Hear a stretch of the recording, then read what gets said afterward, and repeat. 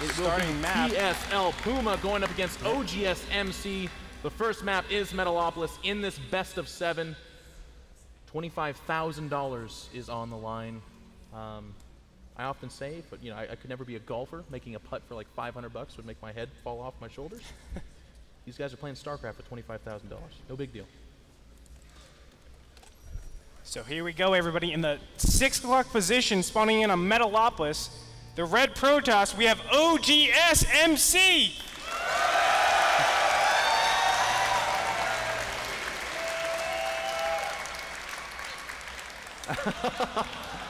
All right, recognizing the presidential Protoss already. And in the left-hand position as the yellow Terran, we do have TSLPuMa.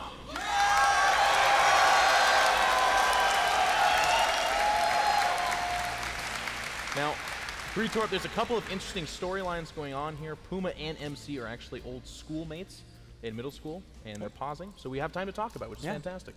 I'm not use headset. That's fine. We're going to get that sorted out. But they've actually grown up together. A lot of people talk about Puma, and the way he's been mentioned up until now is the first thing everyone says is he's really good. But then they talk about how he's been a practice partner for people like some dude named Flash, and that's not the red jumpsuit guy. That's actually one of the best players in the history of StarCraft. And here he is, one of the practice partners of oGsMC as well. And you know what? MC is actually quite the character. He's not afraid to say that he'll dominate his opponent, but when asked yesterday how he feels about playing Puma, he was quite humble, actually. I thought that was quite cool. Well, let's be honest, Puma's games in the previous North American Star League has been fantastic. His recent TVP was amazing against Squirtle. Just a nail-biting series. And I have to believe that MC might be a little scared of his play. I mean, that was very, very impressive. I think MC's entire family is scared of Puma's play. He's like, I keep saying monster, and it's only because of my... Powerful! There we go. Thank you. Powerful.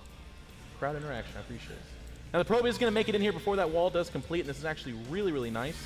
Gets an opportunity to see, is this a gasless opening, or does he have the gas? Of course, the gasless opening suggests fast expand. With this gas, we could see a repeat. We've already seen Puma do, in these positions, of course in the reverse, he was at the 6 o'clock position, a Marine tank medevac push. Now, these players, because of the way the tournament's structured, do have the opportunity to watch each other play. So MC, if he hasn't faced it in Korea or seen Puma do it in other events, he certainly has seen it done here. Yeah, they are close air positions, so he has to be careful for some sort of fast drop. Terran has that capability, especially with walling out right now. MC's a little bit in the dark. He doesn't know if there's a factory coming up or if it's just massing ground. No add-ons yet, so there are indications that there will be a factory coming up. The SAV going into position. There it goes. And not even a Marine, Greetorp. So actually, this is a very fast factory.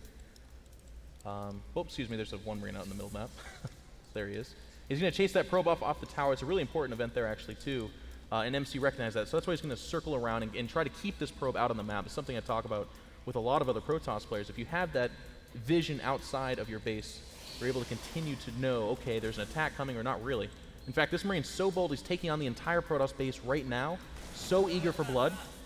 Unfortunately, he'll be greeted by a Zealot. And there's a probe train with it. This is really quite beautiful, actually. This is... Oh, no, he might get it. Come on, Shields. Oh, no! And the SCV will get out. No, the Stalker gets it. Perfect timing by that Stalker. Dude, if we're that excited about probe and SCV death, I can't wait till later. Oh, and a Stargate goes down. We can see the factory floats over here. The pylon does not say no. The factory will be spotted right there. And there he is. Factory will go down, so at the very worst, he does see the starport, but of course, the Hellion can actually complicate things. Hellion has been initiated. Stalker and Zealot, as well as a Sentry, moving on back here.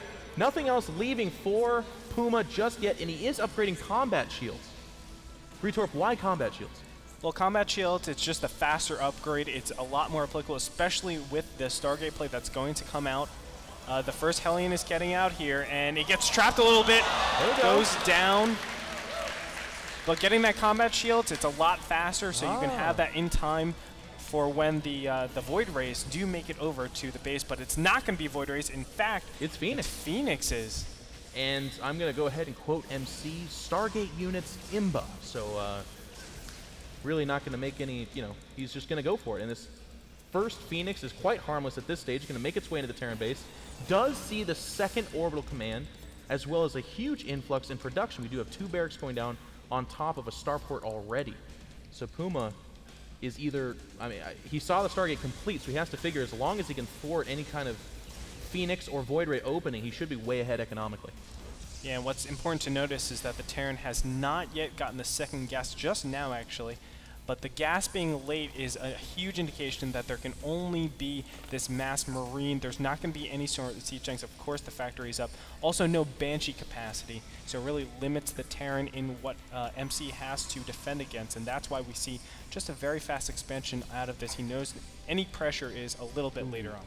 And he does. He gets the Mule. Mule is sniped as well as an SCV. Puma does go ahead and push those Phoenix off the mineral line, but they are retaining all their health, taking no structural damage, only shield damage, which does regenerate. And now again, tickling that factory. And one thing to kind of harp on with your point, I really like this. With these Phoenix, he's going to know everything. As long as he remains attentive to the Terran base, he should keep a constant idea of what's going on in there. Right now, he's only seen Marines, as well as a single Viking. And he knows that orbital command has not landed the expansion just yet, so he's actually equalizing their economies right now, just with this harass. Yeah, it's getting so helpful. A lot of times you get that early command center out so you can get those mules, but MC's having none of that with the 5 Phoenixes that are out here. It makes it very difficult. Viking is going to get picked off right now, and he's 5 hit points away from death. No dice there. He's not going to go for it. One SCV gets picked off, and the Marines and the Vikings are going to chase off those Phoenixes. They don't want any more. Maybe they do. Repair. Ouch. And again, MC doing such a good... Oh, one Phoenix does go down. And that is the kind of stuff that Puma's going to want to do. The higher the count of these Phoenix, the more dangerous, of course, they become.